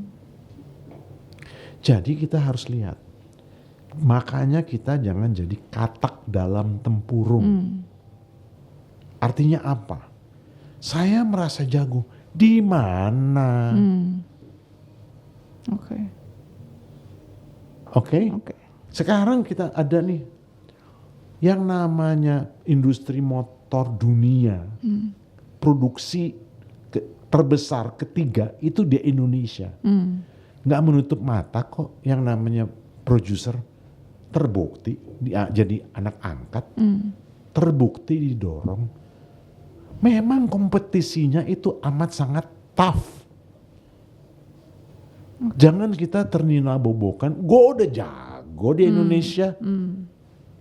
Hey, let's send it to Spanyol. Yang kompetisinya begitu luar biasa. Ini saya ambil contoh nih, ekstrim. Gue udah jago nyopet di Indonesia. Main-main ke Itali, banyak tuh yang naik Vespa, sambil nikung miring, hilang aja. Jamnya digembok, bisa hilang juga. Naik Vespa pula. Di sini baru naik sepeda, bilang gue udah jadi copet yang jago. I got it. Di atas langit ada langit. Iya. Ini realita hidup. Competition is tough, alright. Yang namanya state company, mulai dari Pertamina, dari Telkomsel, itu ada tanggung jawab kepada shareholders.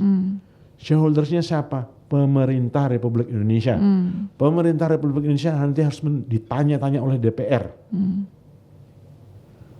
Masalah kualitas orang saya nggak bisa bicara. Itu fakta tatanan demikian. I got it, Pak. Oke. So I just have to shift the perspective. Sure. Jadi ya.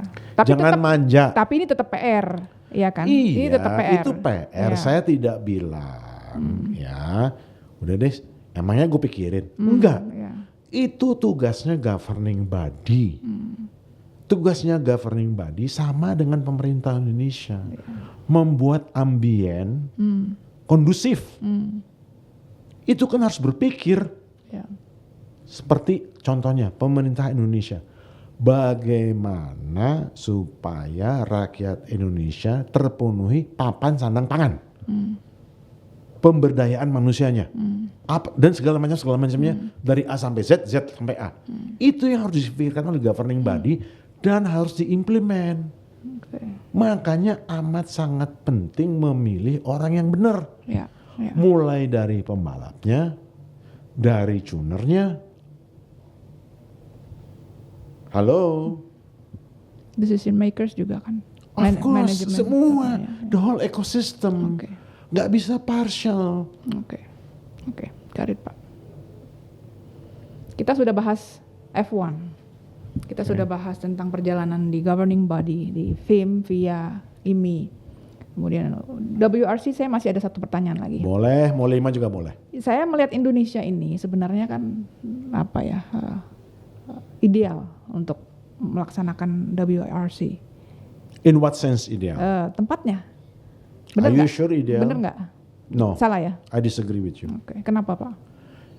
Karena gini. Saya sudah kok- pernah bertugas di New Zealand, di Spanyol, di Prancis, di Finlandia, di Italia. Saya sudah bertugas sebagai petugas mewakili FI resmi. Ya. Itu jalannya, Poppy, tracknya dalam stagesnya Ya. itu amat sangat menantang. Jadi saya sekarang mengerti kenapa Pirelli yang jago-jago banyak datang dari Finland sama dari Prancis. Karena memang jalannya menuntut drivernya harus pinter, harus jago. Bukan stop and go, winding, long corner, komplit, naik turun. Emangnya di Indonesia nggak ada yang kayak gitu? Maksudnya? Ada, tapi tidak sebagus, unfortunately, di New Zealand, di Prancis, di Italia, di Finland, maupun di Spanyol. Oke. Ada, harus dicari. Jadi tetap bisa dong. Saya nggak bisa, saya tidak bisa menjawab black and white ya, Iya, Poppy. iya, Saya maksudnya- bilang harus dicari. Saya pernah lihat beberapa daerah yang bisa, ada yang nggak bisa. Tapi kan itu kan terbatasi oleh aturan. Ya. Oke, saya contoh. Kita mau bicara ideal. Ada jalan bagus, fasilitas hotelnya kurang. Fasilitas logistiknya kurang. Fasilitas listriknya kurang. Oke. Fasilitas Oke. pendukung lainnya I got kurang. it. Ya, jadi Itu given situation, Poppy. ya. Jadi the whole ecosystem seperti yang Bapak Yes. bilang tadi, infrastrukturnya Correct. mendukung atau enggak. Correct. Ya. Terus ini kan juga hal yang sama yang dialami oleh Mandalika sebenarnya, right from the beginning gitu. Saya Apa pernah nulis, tantangan, ya Poppy ya, surat terbuka kepada yang mulia Presiden Republik Indonesia. Tahun berapa Pak? Tahun 2019. Berarti Pak Jokowi. Ya, Oke. pada waktu itu tidak tahu apakah ini euforia, apa niatan mau menaikkan motor di Indonesia. Saya tidak tahu alasan detailnya. Cuman saya concern.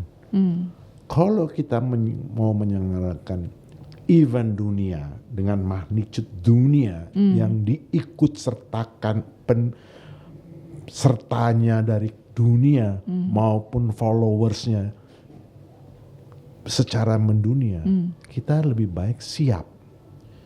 tadi saya udah bicarakan, kalau kita mau jadi penyelenggara yang baik, kita harus mikir penontonnya maunya apa sih? Mau mereka tinggal di homestay?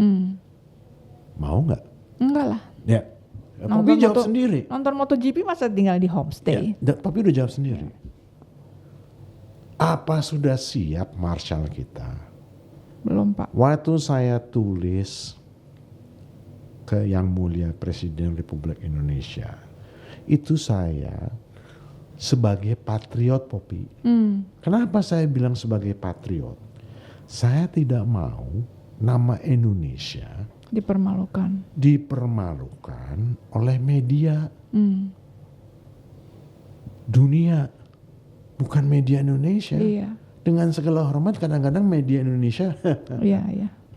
sorry to say, Iya. Poppy, I got it. it took me 4 years, Poppy, pengalaman pribadi untuk membawa level rally Indonesia ya menjadi standar World Rally Championship. Sorry, 3 years. 3 years. 3 years. Kita bersama-sama ya mendidik manusia. Ya. Kita mengirim orang untuk melihat event-event yang baik, antara lain ke Australia, ke New Zealand. Benchmarking lah seperti Ya, itu kira-kira. betul. Kita mau melihat orang itu menjadi pinter di dalam memanage. Sebenarnya kalau orang bertambah pinter, kitanya kerjanya makin mudah nggak sih? Iyalah. Iya. Semakin banyak yang all rounder, yang multi. Jadi kalau bangun balik lagi ke Mandalika, prepare everything. Jangan, oh gampang, oh bisa, no problem. Oke, this is world event. Saya nggak mau bikin complicated, tapi harus ada yang somebody in charge. Ya, kalau Poppy bilang kurang pengetahuan, belajar. Kan saya udah bilang, zaman sekarang ada YouTube, ada www.fi.com, www.film.com, belajar. Tinggal telepon Carmela, I don't know about this, can you teach me? Belajar dong. Yep. Dan pilih orang yang benar.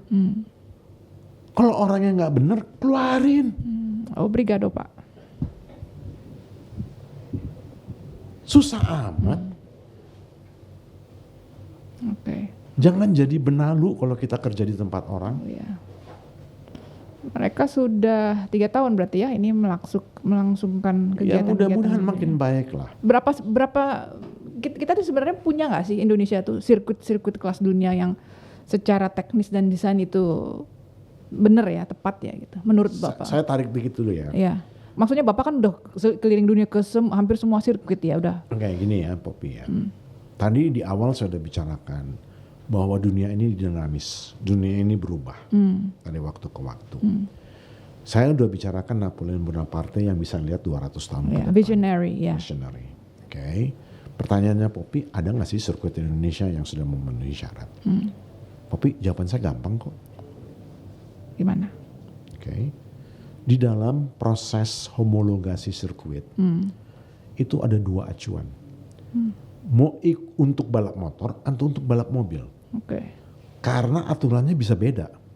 Tapi somehow kalau kita cukup mempunyai pengalaman dan pengetahuan, kita bisa berkomunikasi kan dengan FIM, dengan FIA. Iya, oke. Bisa dong. Oke. Saya mau bangun sirkuit. Di dalam sirkuit itu ada kategorinya. Kategori 4, 3, 2, 1 untuk FI. Demikian juga untuk FIM. Saya nggak tahu detailnya untuk FIM kategorinya kayak apa. ABC kalau nggak salah. Ya, oke. Alright. Mau apa balapannya? Mau untuk siapa? Untuk mau mobil dan motor? Boleh. Mau kelas apa? Makanya saya bilang harus ada visionary yang bisa memikirkan jauh. Orang Indonesia sukanya nonton apa sih? Balap motor, kelas apa? Balap mobil, kelas apa? Jadi sekarang, kalau ditanya pertanyaan Poppy menjawab, iya ada, tapi kategori apa? Oke. Kalau yang namanya Mandalika, sudah homologated untuk MotoGP. Walaupun sudah dihomologated MotoGP, di dalam MotoGP tatanan FIM itu stakeholdernya banyak. Ada Rider Association, okay? Ada Manufacturer Association, alright? Ada Organizer Association. They have to say, they are all stakeholders, alright? Ada lagi yang namanya technical delegate. Itu elemen-elemen yang stakeholders yang membentuk sirkuit tersebut. Kadang-kadang secara fisik udah, tapi ada debu lah, kurang layernya kurang. Jadi balik lagi segala ujung-ujungnya balik lagi ke management and brand power. Apa saya menjawab pertanyaannya Poppy nggak? Ada nggak di Indonesia? Brand power maksudnya apa? Harus pinter dong. Kitanya ini harus pinter. Brand power itu, organisasi itu harus mempunyai kemampuan. Kalau saya lihatnya, saya simpulkan begini boleh nggak? Brand power itu berarti kita udah punya Mandalika nih. Terus ya kita harus bisa menjual itu. Begitu itu, maksudnya this has to be sellable, maksudnya ya bisa dijual gitu. Saya kalau bicara brand, bukan itu maksudnya. Kalau saya bicara brand, itu saya bicara komprehensif. Kita harus memikirkan segala sektor. Bukan hanya bisa menjual, maintenance. Apa yang akan diadakan di sana? Tujuannya apa di Mandalika di sana? Tolong saya dikoreksi ya. Setahu saya, Mandalika itu dimiliki oleh ITDC. ITDC dimiliki oleh Injourney. Tujuannya bagus. Oke. Di kawasan tersebut kalau nggak salah, tolong di-quote. Ada hampir 1.300 hektar. Sebagian itu dipakai untuk sirkuit Mandalika untuk mengattract sport attraction. Memang cocok. Tapi abis itu kan hardware-nya. Iya. Balik lagi apa tadi saya bilang, software-nya kan yang penting. Kalau kita bicara software-nya, brand power kan. Oke. Kan orang Italia bilang, di dalam badan yang sehat terdapat jiwa yang sehat kan. Insana corpore sano whatever. Insana corpore sano ya. Jadi fisik ada. Sekarang gini lah, pilih ekstrimnya lah ya. Punya motor bagus. Tapi kalau kita nggak bisa mengendarai motor tersebut 1000 cc, kira-kira kejadiannya apa? Nah, ini sebenarnya satu pandangan yang dari bisnis kan as simple as is it a bad investment or is it a good investment? What is the return of your investment? Sebenarnya itu kan. Berani memiliki, harus bisa merawat, harus bisa memastikan there is a return from that kepemilikan. Betul. Ya kan? Gunanya apa? Untuk apa dimiliki? Betul. Makanya kalau kita bicara return, ya, saya sedikit agak mencong dikit ya. Kadang-kadang kita kalau bicara rezeki hanya sebatas uang. Bukan. Rezeki itu macam-macam. Anak yang baik itu rezeki. Ya. Temen yang benar-benar temen, bukan hanya kalau seneng jadi temen, itu rezeki. Ya. Sama juga dengan Mandalika. Return on investment mau hitung dari uang aja. Mungkin bukan itu. Oke? Mungkin mau lihat the whole ecosystem supaya bisa menggerakkan ada spinning off efeknya terhadap ekosistem yang ada di sana. Tapi artinya apa? Harus dilihat, dipelajari dengan baik dan benar. Baik dan benar. Ya. Orang-orang di sana bagaimana? Ayo kita ajak mereka. Kita train mereka. Itu perubahan culture ya, Poppy. Apa benefitnya sih untuk mereka di sana? Apakah hanya sebatas saya tanam 100 juta, saya maunya kembali 150 juta tanpa memikirkan lainnya? Kalau saya diminta bangun perusahaan, saya diminta bangun perusahaan, saya akan memikirkan bagaimana supaya perusahaan saya hidup 1000 tahun lagi. Artinya apa? Artinya saya harus meningkatkan brain power supaya berkesinambungan bisa adapt dengan kondisi yang berubah terus menerus. And survive all challenges. Yes, jadi tidak hanya terbatas tanam 100, gue mesti balik 150. Oke. Kapan kita mau jadi dewasa kalau begitu? Makanya tadi saya bilang, sirkuit itu elemennya banyak. Maintenance, hospital, marshal, Yeah. updating. Yeah. That is a part of a management, Poppy. Iya, calendar management juga penting. Calendar management. Yeah. And then Sering- cater maunya mau tinggal di homestay, mau suruh tinggal di tenda. Alright, gimana sih supaya ridernya betah di Indonesia? Apakah dengan tarian pecut-pecutan? Itu secara komprehensif harus dipikirkan. Okay. Ini yang juga saya harapkan dengan yang tadi Poppy minta, pembalap-pembalap muda yang baru. Ya, mereka Saya punya anak. Alhamdulillah anak saya udah dewasa, dari 3-4 tahun. Tapi dari awal saya memikirkan. Dan saya melihat perubahan zaman. Zaman milenial, zaman Z generation. The way this thing is different, Poppy. Iya, totally different. Iya. Iya.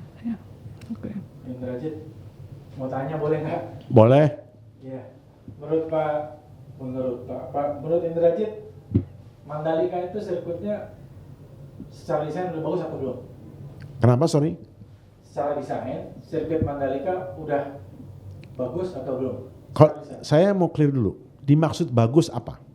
Bagus itu udah sesuai dengan aturan FIM misalnya. Kalau kita bicara aturan FIM, fakta Mandalika sudah menerima homologasi untuk bisa balapan MotoGP. Oke. Oke? Itu sudah eligible. Oke. Satu. Kedua, balapan MotoGP itu ada seriesnya yang penyelenggaranya. Carmelo Espeleta membawa sirkusnya. Alright? Tapi kalau balapan-balapan lainnya ya itu tidak di-manage oleh Carmelo Espeleta. Ini sebagai contoh, saya dengar ada accident sampai ada orang yang meninggal. Ya. Artinya apa? Oke. Kalau saya jadi IMI, saya akan minta full investigation supaya hal tersebut tidak terulang. Jadi kalau menjawab pertanyaannya apakah Mandalika itu sudah bagus, jawaban saya itu Udah bagus. sudah bagus untuk balapan MotoGP. Kalau bicara hal-hal lainnya bagus dalam arti kata kepuasan penonton, kepuasan rider, okay? Unfortunately saya nggak bisa menjawab. Itu harus diadakan survei, diadakan study. Oke Pak Indrajit, saya nanya karena kebetulan saya fotografer di sebuah kantor berita asing. Oke, Ya. Saya udah pernah motret MotoGP di Sepang 4 kali, oke, F1 di Shanghai 2 kali, oke, dan 2 kali di Mandalika. oke. Ya. Menurut saya,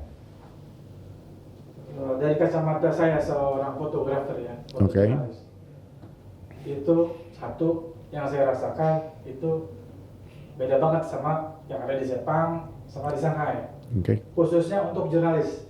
oke, Karena di Sepang dan di Shanghai kita difasilitasi oleh shuttle bus oke, di service road ya yang tidak pernah berhenti, dia muter terus. Tapi di Mandalika itu susah sekali Pak. oke, Ya, mereka cuma punya 2 vehicle di service road dan itu jaraknya 1 jam 1 jam. oke, Dan sayangnya kemarin saya ke sana, saya kemarin motret Pak di Mandalika yang terakhir, itu ada wartawan dari British, ya, majalahnya saya lupa apa, pulang di hari sebelum race hanya karena dia kecewa tidak bisa ikut shuttle, ya, dan dia tidak bisa motret MotoGP hanya karena dia tidak punya skuter pass. Kalau orang nggak punya skuter pass berarti kan dia harus ikut shuttle, tapi dia menunggu 1 jam lebih Oke. untuk shuttle itu berangkat ke dalam service road. Ya. Setelah berangkat, MotoGP-nya udah habis. Itu di hari ke-2 ya, berarti hari Jumat. Hari Sabtu. Hari Sabtu. Sabtu. Oh ya, hari Sabtu. Terus dia bilang, hey, ini dalam bahasa Indonesia ya, Unbelievable. unbelievable. It's never happened to me in other circuit like this circuit. Itu satu. Yang kedua, buat fotografer, ya. Ini orang yang lain ya. Orang lain, saya ngobrol sama permanen jurnalis MotoGP. Oke. Permanen MotoGP. FIM Pass. Yes, FIM Pass. Red card, ya. Dia bilang gini, this is the worst circuit in the world for photographer. Why? Ya karena itu Pak, jarak dari tempat fotografer motret, gravel sampai track jauhnya, nauzubillah min dzalik Pak, jauh banget. Kalau fotografer harus pakai lensa 600 minimal, ya. Beda sama saya kalau misalnya saya ke Sepang. Di Sepang, saya masih bisa pakai lensa 24 mili. Bayangin, 24 mili di belokan kedua. Ya, itu gimana? Saya ikut prihatin atas kejadian yang Bapak alamin. Oke. Ini suatu berita duka buat saya. Saya sudah pernah ke Sepang. Saya juga sudah pernah ke Shanghai. Makanya tadi saya bilang ke Poppy, kalau bangun sirkuit itu harus secara komprehensif. Oke?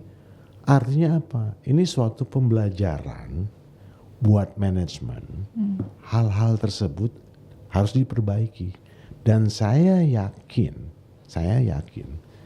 Carmelo Ezpeleta Junior dan Lauris Capriosi tidak akan menutup mata terhadap hal-hal ini terjadi di Mandalika. Mereka akan teriak kepada manajemennya Mandalika supaya hal-hal ini jangan terulang lagi. Karena mereka harus mengerti ya, siapapun itu di budaya kita, tamu ya harus kita ajenin kan Pak. Jangan apalagi pekerjaan. Saya ini malu loh, saya ini orang Indonesia. Ya. Ya. Ini udah 3 kali ngadain balap. Di balapan pertama saya ada di sana. Saya udah komplain masalah shuttle. Sampai sekarang nggak juga gitu. Jadi gimana dong? Makanya tadi saya bilang ke Poppy, ganti aja. Kalau memang udah nggak capable, maaf ya, saya agak kasar sedikit ya. Kan ada pepatah, kedelai tidak pernah jatuh ke lubang yang sama 2 kali. Ada kan pepatah itu kan? Ya, ya. Kedelai. Keledai. Iya, saya pancing sedikit aja emosi. Kalau kedelai itu kan untuk tempe, ya. Kan saya dulu anak kolong, makanya saya balik dikit. Siap. Right from the beginning. Gini, Komprehensif itu. Gini, makanya saya bilang, pelajarin FIM, pelajarin FI, bicaralah sama Carmelo Ezpeleta. Jangan ceplok. Latih dulu. Ya, ya. Kirim dulu ke Shanghai. Ya. Ya itu maksudnya, emang mereka nggak lihat gitu ya. Tapi kalau orang yang nggak bisa bawanya, apa kejadiannya? Kan hal-hal ini yang kan perlu diadres. Ya. Ini saya bicara pengalaman saya nih bersama sama teman-teman Ya, untuk menyelenggarakan rally. ya. Makan waktu 3 tahun. Ini kurang ya kita perbaikin, ini kurang kita perbaikin. Mencapai kesempurnaan bukan hal yang mudah. Itu ada buku yang judulnya In Search of Excellence, kalau masih ingat. Ya, In Search of Excellence. Tapi kan kita harus mencoba ke sana. Surga aja dan surga ke-7. Oke. Karena kita bahas ini kan Bapak pernah dengar ya, kita akan ada rencana bikin sirkuit di tempat-tempat lain. Oke. Ada yang saya dengar di Batam, di Lido. Jadi belajar dari sini. Apa masukan Bapak? Ini kita mulai gini, kita akan mengundang Bapak nih supaya kita jadi lebih baik. Amin. Kita belajar dari pengalaman Bapak, belajar dari pengetahuan Bapak, dan berkaca dari perjalanan Bapak, gitu. Di dalam dunia motorsport ini, apa yang bisa kita dapatkan dari situ? Nah, ketika kita membahas tentang sirkuit dan kita tahu akan ada sirkuit-sirkuit lain yang pasti akan dibangun, gitu. Tentunya kan sebaiknya kita belajar juga dari pengalaman-pengalaman sebelumnya. Dulu Sentul dibikin bagaimana perjalanannya sampai bisa menjadi seperti ini. Kemudian sekarang kita punya Mandalika yang mendunia, gitu. Jadi apa yang harus diperhatikan sebelum membangun sirkuit itu, what do you say? Kita mulai dari mana? Saya bicara pengalaman ya. Saya bicara pengalaman, saya sempat asis Sentul. Oke. Pada waktu itu ada almarhum John Cosmith. Beliau adalah FAA Road Circuit Delegate, presidennya. Okay. Kemudian ada almarhum Suparto Suyatmo. Kemudian ada inisiatornya, yaitu Tinton Suprapto. Pada waktu itu Tommy sudah menjadi presiden IMI, atau chairman IMI. Saya cerewet. Ini sirkuit harus dibangun di seberang sungai di atas. Oh, jadi bukan di tempat yang sekarang? Seharusnya? Saya nggak bilang seharusnya. Saya cerewet. Oke. Kenapa Bapak bilang begitu? Gini ya, ini jalan tol. Keluar, ya, itu langsung sirkuit. Dari tempat keluar sampai masuk sirkuit, itu relatif amat sangat pendek. Coba Poppy bayangin, pada waktu itu inspirasinya mengadakan Formula One, mengadakan MotoGP. Tolong saya dikoreksi, MotoGP maupun Formula One, jam praktisnya, jam qualifyingnya, jam race-nya sama. Kita lihat pada saat itu Sentul tuh berapa kilometer dari Jakarta. Ada akses lain nggak selain pakai mobil? Kalau pada waktu yang bersamaan, saya ambil contoh yang gampangnya aja lah ya. 40.000 nonton di F1, ya di F1 ya. Berarti ada berapa mobil? Satu mobil isinya 6 lah. 40.000 dibagi 6. Berapa? Berapa mobil itu kurang lebih? 6.000 mobil lebih kan?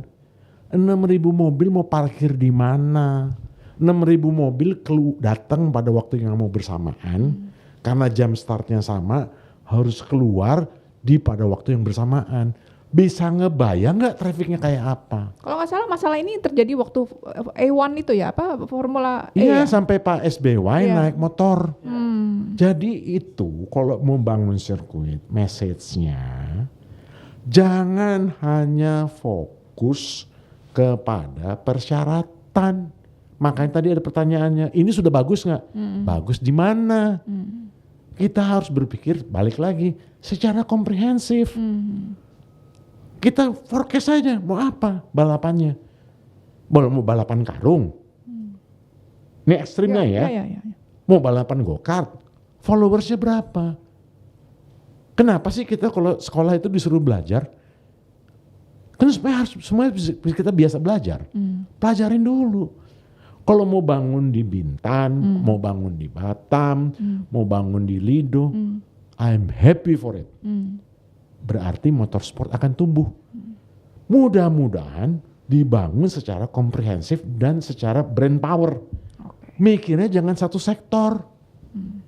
Sobat Obrigado, sudah banyak sekali yang kita bahas bersama seorang Indrajit Sarjono.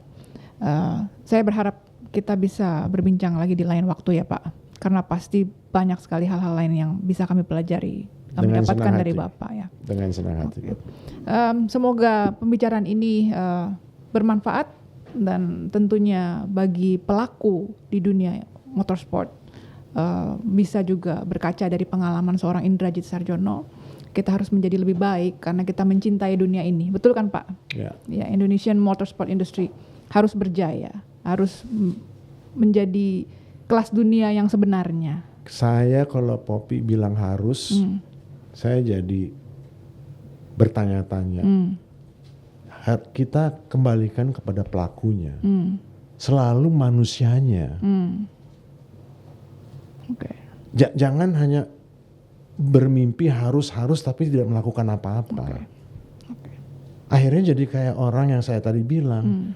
Orang pinter kalah sama orang yang banyak ngomong. Orang banyak ngomong kalah sama orang yang bisa menjilat. Itu yang kita harus hindarkan. Oke.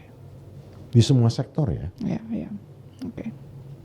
Jayalah motorsport Indonesia. Terima kasih Bapak Indra J. Sama-sama. Sarjono. Sehat selalu Pak. Terima kasih Poppy, sama-sama. Semua sehat. Ya. Ya, Sobat makasih. Obrigado, jangan lupa untuk subscribe, like, dan follow semua platform kami di media sosial karena kita akan banyak lagi narasumber yang lain yang sama menariknya dan sama bermanfaatnya untuk kita ikuti perjalanan mereka. Terima kasih, sampai jumpa di lain podcast. Saya ada sedikit souvenir untuk Bapak. Terima kasih sebelumnya.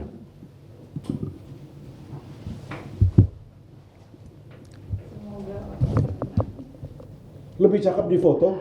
Terima kasih ya. Terima kasih. Obrigado, Pak.